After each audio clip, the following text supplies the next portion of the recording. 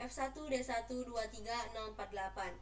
Saat ini saya akan mempresentasikan hasil kerja saya untuk mata kuliah Sistem dan Evolusi Panas Bumi mengenai pemanfaatan langsung dan pemanfaatan tidak langsung pada geotermal.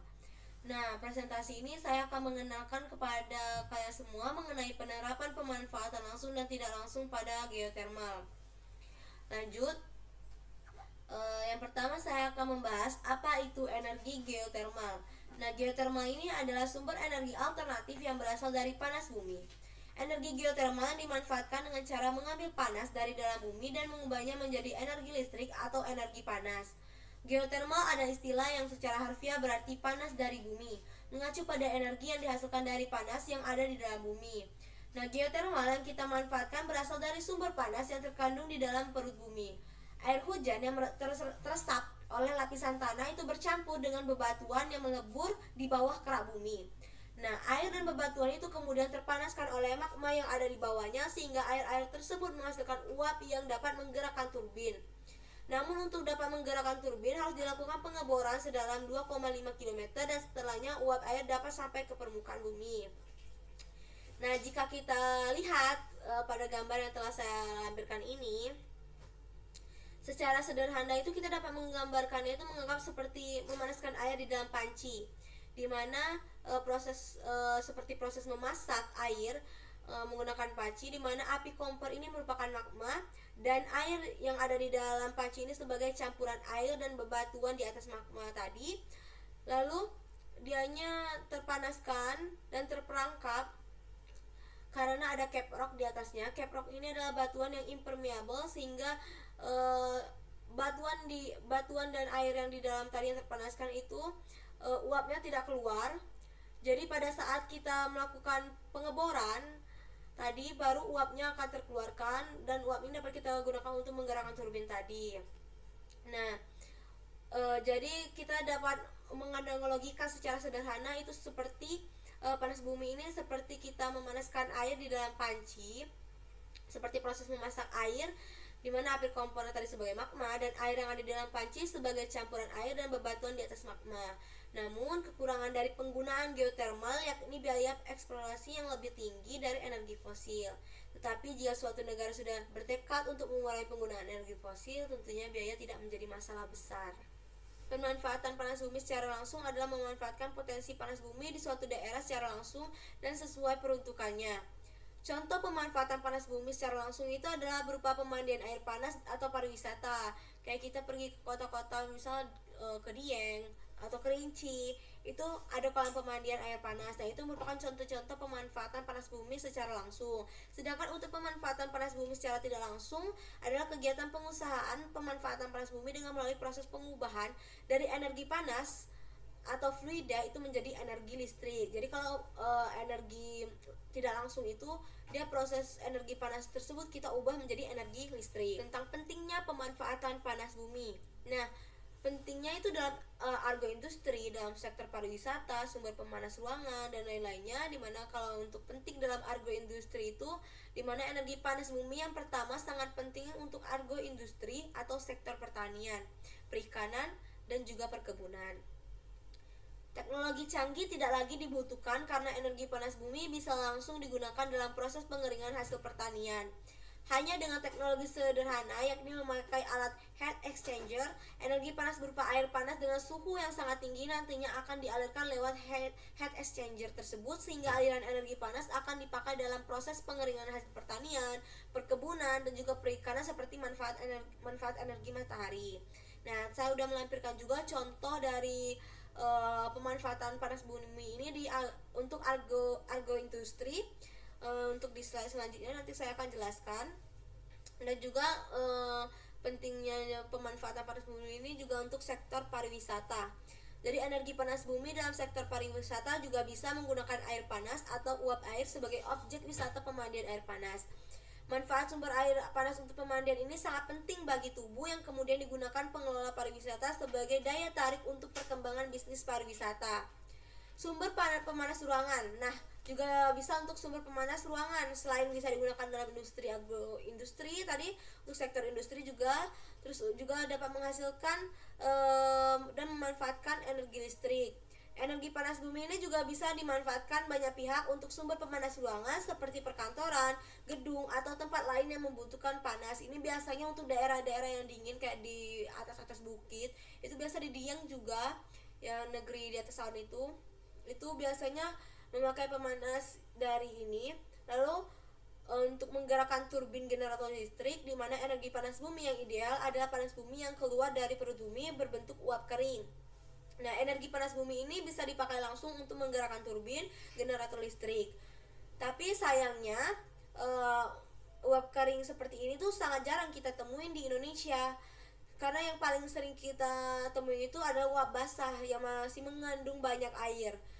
Jadi karena uap basah, jadi kita harus terlebih dahulu kita pisahkan baru bisa kita gunakan untuk menggerakkan turbin tersebut.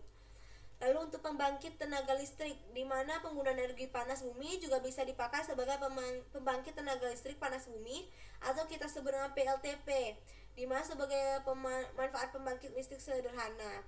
Sedangkan pada prinsipnya pembangkit listrik tenaga panas bumi ini sama dengan pembangkit listrik tenaga uap. Bedanya PLTP ini dibuat di permukaan memakai boiler, sedangkan PLTP berasal langsung ke turbin. Lalu kita lanjut, pentingnya juga untuk memproduksi air panas. Jadi energi panas bumi nantinya bisa kita gunakan untuk persediaan air panas yang bisa disimpan dan digunakan untuk keperluan nanti dengan cara modifikasi sederhana dalam sistem panas bumi.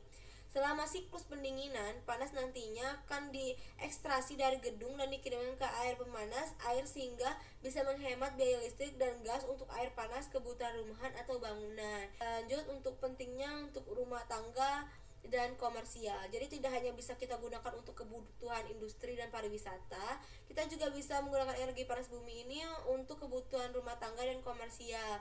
Seperti contohnya kolam renang, air panas, lalu pembuangan limbah, mencairkan es, terus manfaat uap air panas, navigasi, balneologi, kebutuhan air panas atau dingin, dan masih banyak lagi yang lainnya, yaitu penerapan pemanfaatan langsung dan tidak langsung dari energi geotermal ini. Bumi dapat juga dimanfaatkan secara langsung, di mana panas dari fluida dimanfaatkan secara langsung untuk memanaskan suatu objek tanpa ada konversi energi lain. Misalnya, untuk memanaskan air, tanaman, dan lain-lain. Pemanfaatan energi panas bumi secara langsung hanya dapat dilakukan di dekat lokasi terdapatnya sumber panas bumi. Jadi, dapat dijelaskan bahwa pemanfaatan langsung adalah kegiatan pengusahaan pemanfaatan panas bumi secara langsung tanpa melakukan proses pengubahan dari energi panas atau fluida menjadi jenis energi lain untuk keperluan non-listrik. Atau lebih simpelnya, memanfaatkan energi panas bumi secara langsung. Untuk energi listrik itu tadi untuk pemanfaatannya secara tidak langsung. Kalau ini kan pemanfaatannya itu secara langsung. Jadi dia untuk keperluan non listrik. Itu bedanya. Yang tampak pada permukaan bumi. Lalu pertanyaan yang muncul, apakah bisa panas bumi langsung dimanfaatkan? Jelas bisa, karena daerah sekitar panas bumi memiliki manifestasi yang bisa dimanfaatkan secara langsung ataupun bisa juga dalam bentuk sumber panas di dalam bumi yang digunakan untuk penggunaan di heat exchanger atau alat penukar panas sehingga diperoleh air hangat untuk dapat digunakan keperluan sehari-hari. Dimana tadi saya mencontohkan penerapannya itu berada di Kamojang, dimana dia untuk agroindustri pengeringan kopi. Nah, jadi contoh pemanfaatan langsung tadi kan udah kita lihat di dalam video tadi tentang pemanfaatan langsung itu apa dan bedanya apa dengan pemanfaatan tidak langsung, dan contohnya tadi ada pemandian air panas. Nah, kalau untuk ini contohnya saya ada membagi menjadi 3 contoh untuk di masing-masing daerah. Yang pertama ini ada di Kamojang, Jawa Barat, di mana dia untuk pengeringan hasil pertanian. Nah, ini dari sini kita udah lihat juga kan, ini kopi. Di mana Kamojang ini adalah lapangan panas bumi tertua yang masih aktif di Indonesia dengan sekitar 94 sumur yang terdiri dari sumber produksi, injeksi, dan monitoring. Uap panas bumi dari sumber produksi dimanfaatkan untuk pembangkit listrik dan pemanfaatan langsung seperti pengeringan hasil pertanian, khususnya kopi. Mekanisme kerja pengeringan kopi di Kamojang dimulai dari pengeboran sumber panas bumi untuk mengeluarkan uap dan air panas. Uap panas dialirkan ke heat exchanger di fasilitas pengeringan kopi. Panas uap ini menghangatkan udara di ruang pengering. Udara panas ini kemudian digunakan untuk mengeringkan biji kopi secara cepat dari 30 sampai 45 hari menjadi hanya 3 sampai 10 hari. Nah, ini perbedaannya jauh berbeda. Yang awalnya dari 30 harian atau 45 harian cuma jadi 3 hari sampai 10 hari. Ini jauh berbeda dan sangat dengan kita menggunakan energi ini, kita menjaga kualitas kopi dan juga meningkatkan efisiensi produksi kita. Jadi lalu juga setelah melewati heat exchanger tadi, fluida panas bumi diinjeksi kembali ke reservoir, memelihara keberlanjutan lapangan panas bumi dan menjaga tekanan reservoir. Jadi sistem ini tuh ramah lingkungan karena minim emisi dan mengurangi ketergantungan pada bahan bakar fosil. Nah, ini saya ada contoh bukti nyatanya di Kamojang, Jawa Barat ini dari video YouTube dan juga video TikTok.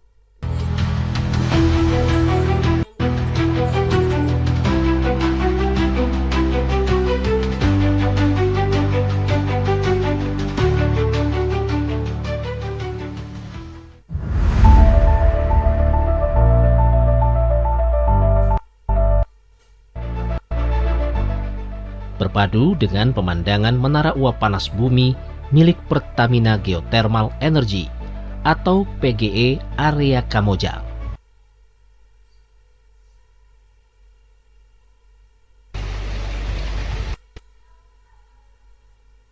Seiring perubahan cuaca yang sulit diprediksi, menjadi tantangan bagi petani kopi. Proses penjemuran kopi di bawah sinar matahari kini tak lagi bisa dipastikan hasilnya.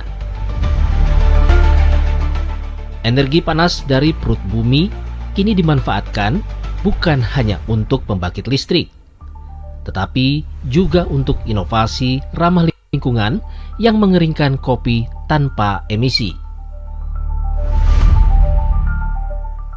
Melalui pemanfaatan uap panas bumi sisa atau steam trap, proses pengeringan kopi menjadi lebih cepat, stabil, dan bebas emisi karbon.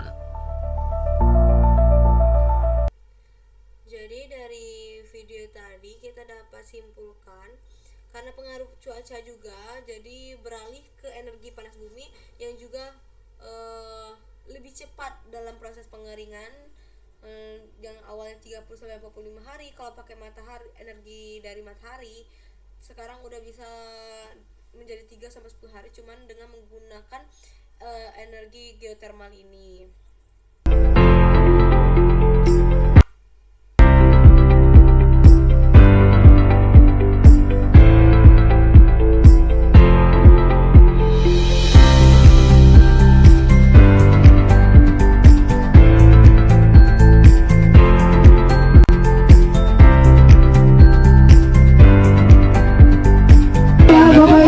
Di Kamojang. Dan ini kopi ini adalah kerjasama geothermal Kamojang dengan warga masyarakat. Saya kira ini hal yang memang kita harapkan, karena dengan hubungan antara Pertamina dengan masyarakat sekitar, ini sebagai penentu untuk keberhasilan proyek dilakukan. Nah, ini bisa kita ceritakan ya. Dan kemudian juga dia berdampak ekonomi pada masyarakat sekitar. Nah, Itu video terkait dengan pengeringan hasil pertanian yaitu kopi di Kamojang, Jawa Barat dengan menggunakan energi geothermal. Selanjutnya untuk contoh pemanfaatan langsung itu pemandian air panas di Dieng, Jawa Tengah. Jadi di Dieng itu memiliki banyak sumber air panas alami yang berasal dari reservoir panas bumi di bawah permukaan.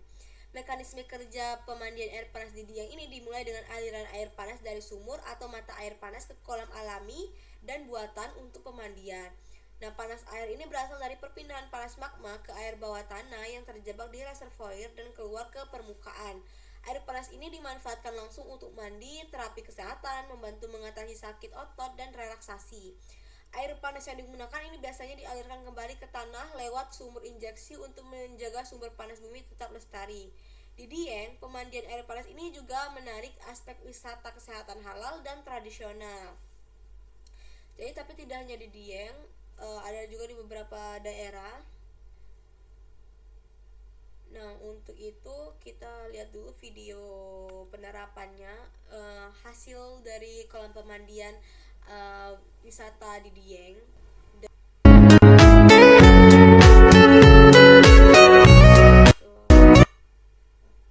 Itu ya. Tuh lihat kan ada uap panasnya. Nah,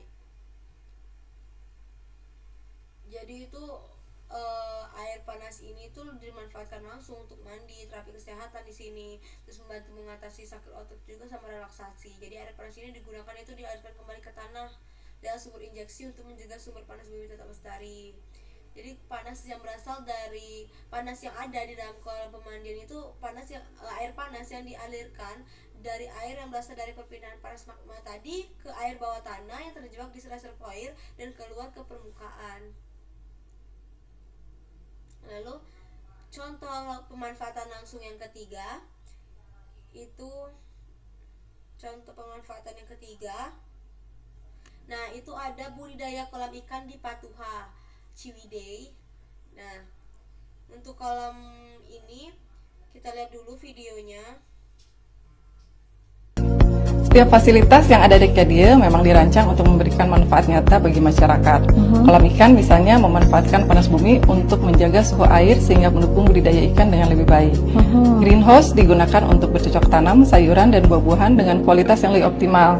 Sedangkan food dehydrator membantu masyarakat dalam Nah, jadi pemanfaatan langsung panas bumi untuk budidaya kolam ikan di Patuha ini merupakan inovasi dalam meningkatkan produktivitas perikanan di daerah dataran tinggi yang sebelumnya sulit karena suhu air yang tidak stabil.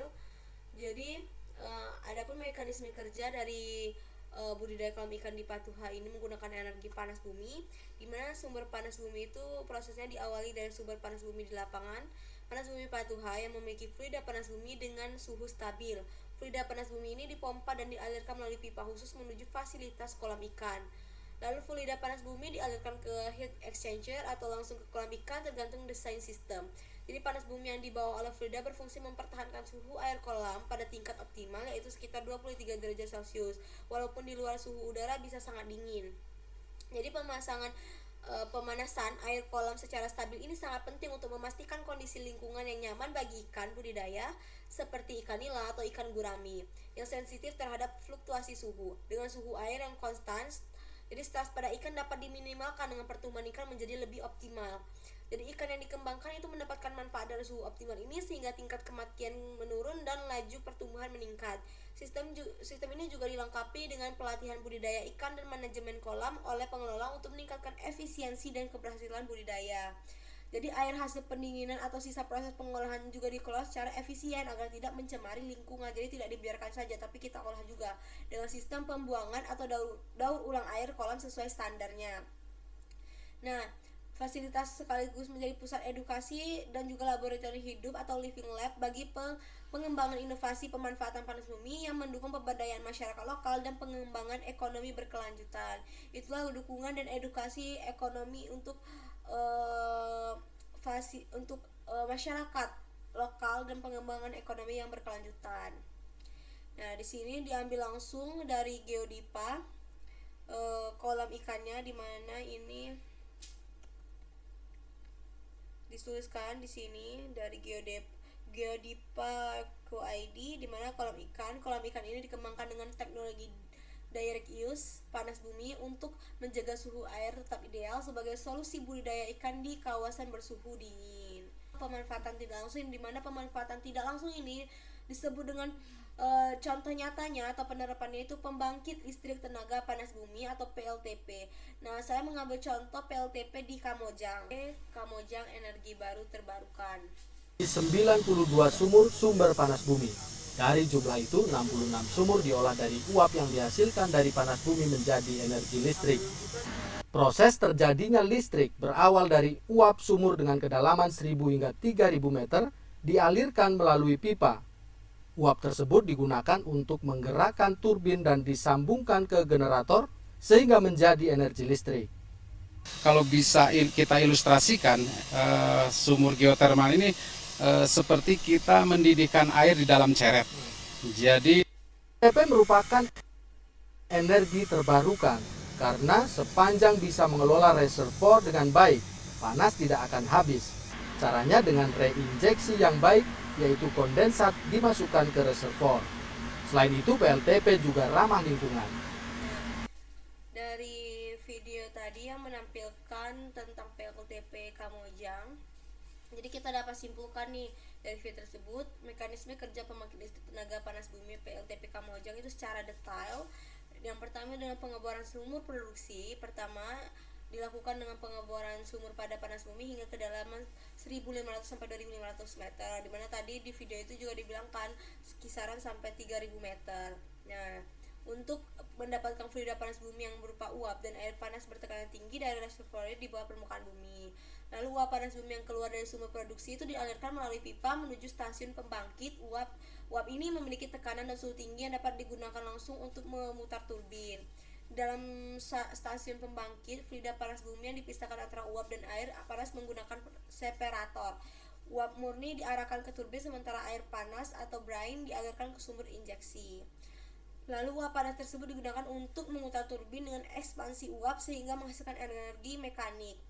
Nah, turbin yang berputar itu menggerakkan generator listrik untuk menghasilkan listrik.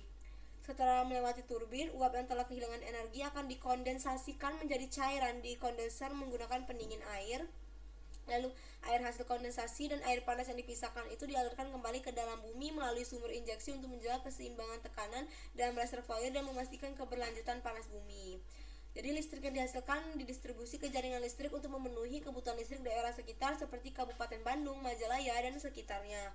Jadi PLTP Kamojang ini menggunakan sistem single flash yang mengubah uap air panas bumi langsung menjadi uap untuk memutar turbin, berbeda dengan pembangkit listrik tenaga uap konvensional yang memanaskan air permukaan menggunakan boiler. Jadi sistem ini sangat efisien dan ramah lingkungan karena memanfaatkan sumber panas bumi alami tanpa pembakaran bahan bakar fosil serta melakukan reinjeksi fluida untuk menjaga keberlanjutan sumber panas bumi. Selanjutnya dari materi yang sudah saya sampaikan tadi, kita dapat menyimpulkan panas bumi ini merupakan sumber energi terbarukan yang sangat potensial di Indonesia dengan cadangan yang sangat besar tersebar di berbagai wilayah vulkanik.